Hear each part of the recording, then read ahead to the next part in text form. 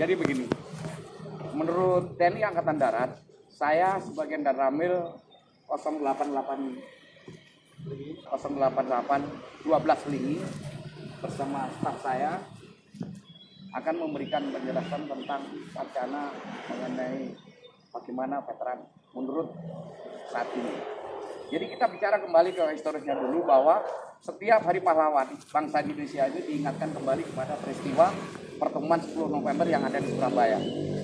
Sebagai salah satu momen paling bersejarah dalam merebut kemerdekaan Indonesia, pada pertempuran tersebutlah rakyat bersatu padu berjuang rela menyerahkan nyawa melawan penjajahan saat itu.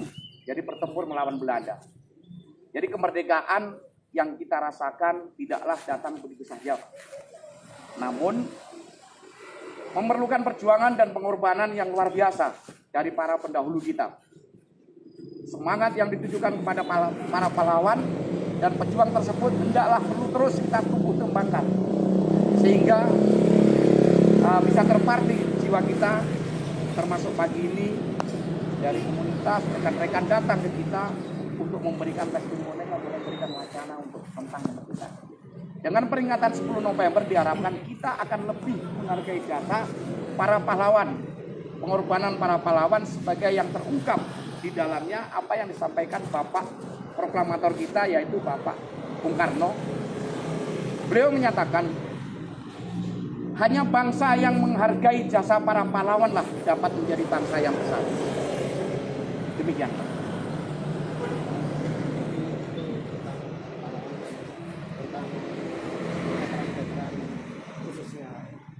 Ya, terima kasih. Dengan veteran yang termasuk menjadi pahlawan masa kini, kita akan mengisi perjuangan para veteran. Termasuk saya terima kasih banyak kepada rekan-rekan yang hari ini menyempatkan diri datang ke kita untuk mewujudkan menghargai para jasa pahlawan. Salah satunya adalah memberikan baksos kepada veteran kita, veteran bangsa ini yang telah mengorbankan jiwa dan raganya, termasuk perjuangannya yang hari ini akan memasuki Hari Pahlawan Nasional atau 10 November nantinya akan bekerjasama dengan komunitas untuk memberikan sumbangsih kepada veteran kita, veteran bangsa ini yang ikut memperjuangkan kemerdekaan Republik Indonesia dalam pertempuran 10 November. Salah satunya adalah yang ada di wilayah Lingi. Jadi kami terima kasih kepada rekan-rekan dari grup Ruang Ngobrol Reptil yang ada di wilayah Lingi akan memberikan bentuk santunan berupa sembako kepada para veteran kita yang ikut memperjuangkan kemerdekaan bangsa ini. Bagaimana pesan-pesan Bapak untuk kaum milenial ke depannya? Terima kasih. Jika tadi sudah saya sebutkan untuk para pejuang dan veteran bahwa semangat para pahlawan ditunjukkan melalui pengorbanan tenaga, harta, bahkan nyawa. Sekarang untuk jadi pahlawan itu bukan karena berjuang mengangkat senjata, Bapak ya. Untuk itu jangan biarkan keutuhan pesan saya kepada rekan-rekan semua, kepada khusus kaum muda. Untuk itu jangan biarkan keutuhan NKRI ini terpecah belah. Mari kita bangun bersama mendahului negeri ini dengan tetesan darah dan air mata. Itu jangan sia-sia. Jadi perjuangan para pendahulu kita jangan disia-siakan. Jangan biarkan tangan-tangan jahil atau pihak yang lain untuk yang tidak bertanggung jawab merusak persatuan dan kesatuan bangsa ini yang telah dibangun oleh pendahulu kita. Untuk itu pesan kami, jangan biarkan negeri ini terkoyak, tercerai-berai, terprovokasi oleh pihak-pihak lain sehingga akan memecah belah persatuan bangsa ini. Ya. Itu aja pesan kami untuk kaum milenial. Semoga ini juga bisa menjadi motivasi kalian bersama. Dan untuk kita berdua ya bersama juga yang ada di sini, khususnya di Koramil 12 Lingi, akan mengawal, akan bersama-sama bekerjasama dengan komunitas Reptil kaum milenial bersama-sama untuk membangun negeri ini. Menjaga keutuhan NKRI biar tidak terpecah belah antara pihak di pihak-pihak lain yang tidak bertanggung jawab.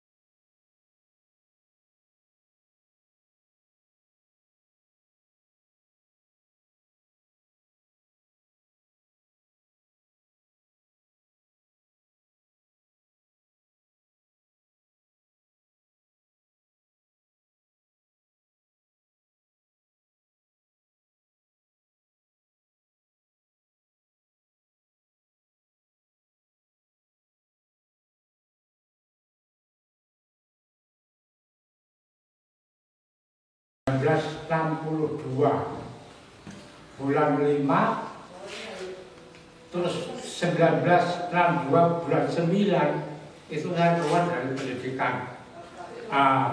Pada waktu itu saya langsung keluar dari pendidikan itu langsung masuk ke Batalion 502 Lumajang. Oh, Lumajang.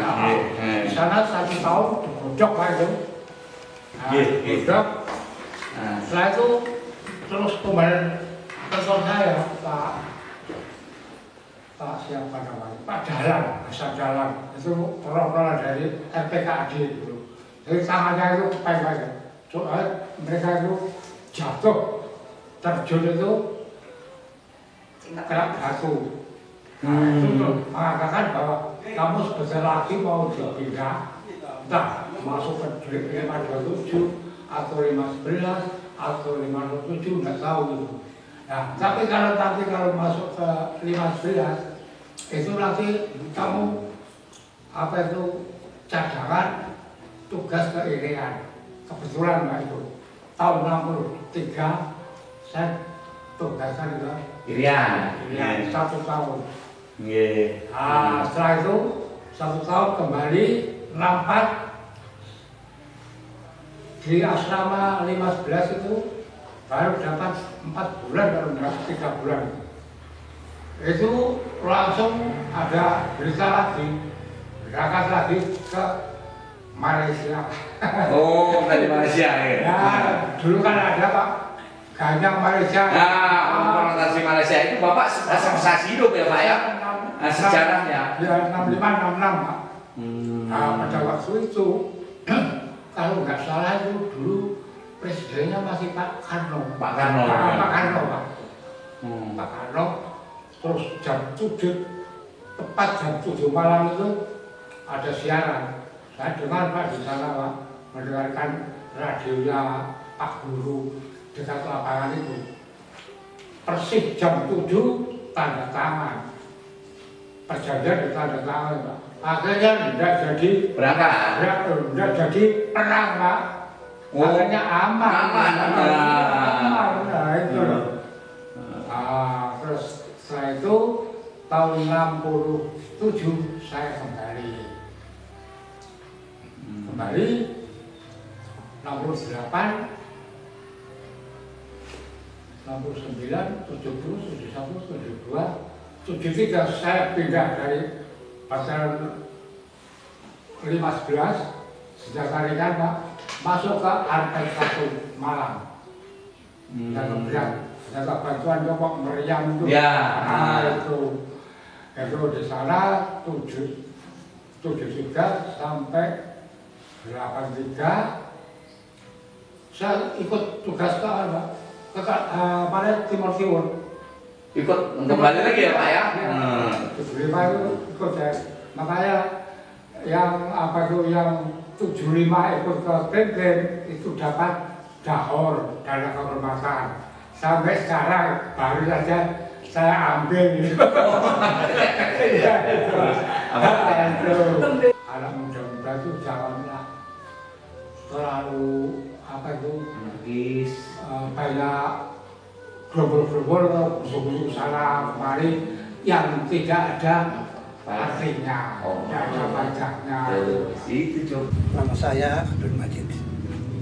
Asli saya Maluku Utara, Ternate. Asal mulanya saya sampai ke Jawa, saya adalah putra pertama Irian Barat. Tapi namanya waktu itu putra Irian Barat di Limbaraya. Ibu kotanya Suwasio Tidore, asal mulanya. Jadi hanya mewakili Irian Barat, putra Irian Barat di Limbaraya. Kami masuk Angkatan Laut pada waktu itu. Jadi tahun 61 saya ke Jawa, langsung pendidikan hanya berapa bulan, terus kami menuju ke Irian. Jumlah semua ada 132 orang yang marinir waktu itu masih istilah KKO. Nah, itu 23, sisanya diantaranya saya masuk ke korum laut. pulang pelaut. Saya terus selesai pendidikan berapa bulan, saya ditempatkan di kapal penjelajah Asia pertama yang paling besar, RI Irian namanya. Nah, pada saat itulah terus kami satu yang mobil batalion besar itu, RI Irian itu kan jumlahnya kan 1.500 anggota. Satu kapal itu jumlahnya 1.500 anggota. Nah, itu bersama dengan Bapak Presiden kita yang pertama, Pak Soekarno, yaitu ke Irian Barat untuk mengambil Irian Barat untuk masuk ke wilayah Indonesia. Itu asal mulanya. Ya cukup perjuangan cukup, ya suka dukanya cukup banyak lah. Bagaimana kita berlayar dari Jakarta sampai ke Irian Barat, bagaimana suka dukanya. Akhirnya sudah selesai dari Irian Barat beberapa bulan, dengan Pak Karno baru kami pulang ke Jakarta lagi. Harapan kami yang sudah nomor satu, hargailah para pahlawan kita yang telah mendahului kita. Rekan-rekan yang masih hidup, dihormatilah bagaimana caranya, tergantung kepada milenial cara menilainya masing-masing. Soalnya kan kalau mau ngomong ABC itu terlalu banyak analisanya. Apalagi sekarang kan penuh dengan politik. Nah, itu yang kita harus jaga. Nomor satu kami saling menjaga di situ. Nomor satu di situ. Berita-berita yang mengganggu ketertiban umum kita harus saling menjaga, menghormati. Jadi kita selalu tidak secara langsung, tapi kita harus bagaimana caranya kita menyampaikan sesama, terutama adik-adik, terutama masyarakat yang kita bisa sampaikan, kita sampaikan.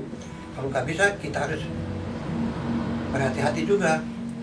Soalnya kita kalau ngomong A, bisa jadi B, bisa jadi C.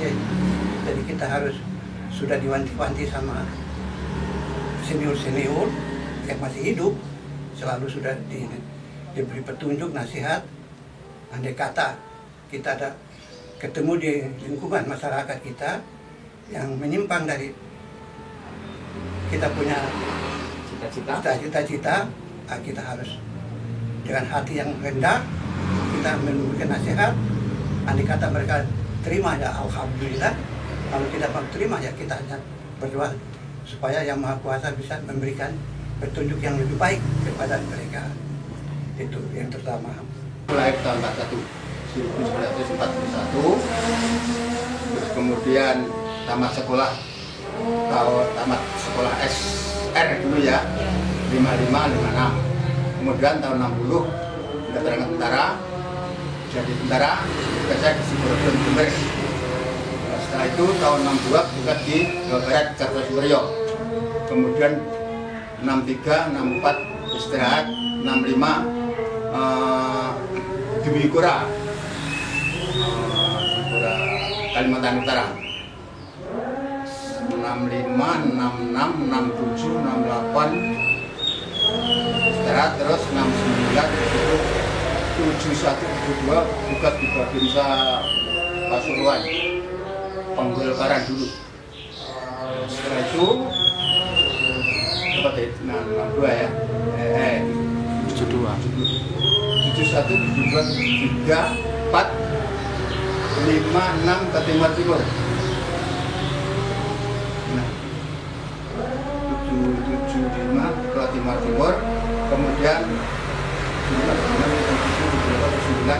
istirahat, terus ke sampai tahun 83. 83 saya ke sana lagi sampai 84. Setelah itu 84, di sini 85. Terus saya artinya sudah karena usia mendekati pensiun, akhirnya di Kodim 0808. Nah, setelah itu pindah ke sini ke Koramil 0808 12 Lini sini, itu tahun 85. Ya, itu ada sampai sekarang. Nah, jadi veteran ini itu ada kriterianya yang pernah tugas di Irian tahun 63, kemudian di Wipura, kemudian Timur. Tapi karena saya tahun 62 itu tidak ikut, 63 tidak ikut, terus di Wipura itu saya di sana ikut, kemudian Timur. Jadi saya mengajukan veteran ini dari Timur tahun 7. Pengalaman yang berkesan buat Bapak itu waktu di mana? Kalau itu ya jelas semuanya di Timur saja. Peristiwa apa Pak? Timur dengan di Jawa Barat itu kata sebenarnya tahun 67 saya masih muda sekali, belum nikah, masih muda. Itu saat peristiwa apa itu Pak? Kalau pas yang di Timur? Di mana?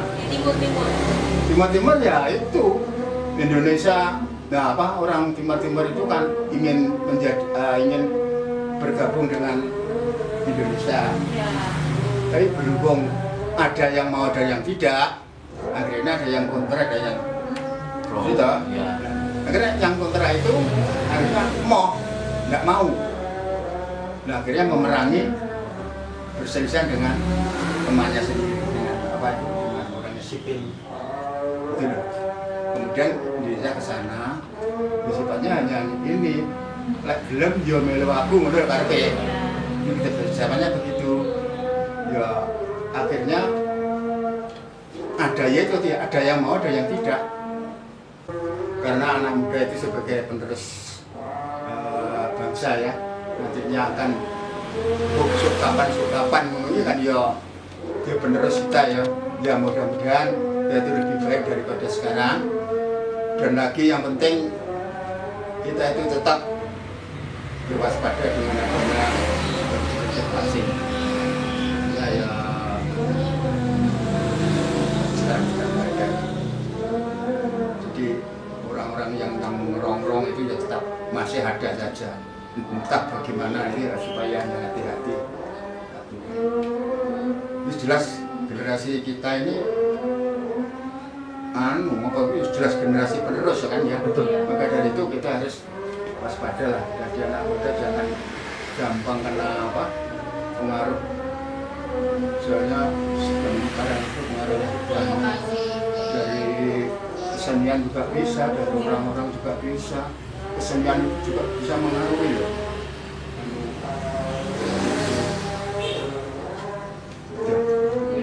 Sekira aku sing mlebu veteran iki saka Timur. Iya. Cinta kerja dulu, cinta kerja itu alhamdulillah karena anak muda ini sebagai generasi penerus bangsa kita Indonesia ini. Kita tetap maju terus lah. Jangan sampai kita itu dijajah Belanda, dijajah bangsa asing seperti dulu. Tahun yang lalu. Oh. Baru pulau pendampingan. Oh, gitu. Lebih Bapak dengan Allah diterani kali seperti Allah. Dan suat pun Barangkali Ibu mau ngasih pesan buat anak-anak muda sekarang. Anak-anak muda sekarang Seharusnya rela berjuang untuk negara. Jadi anak muda yang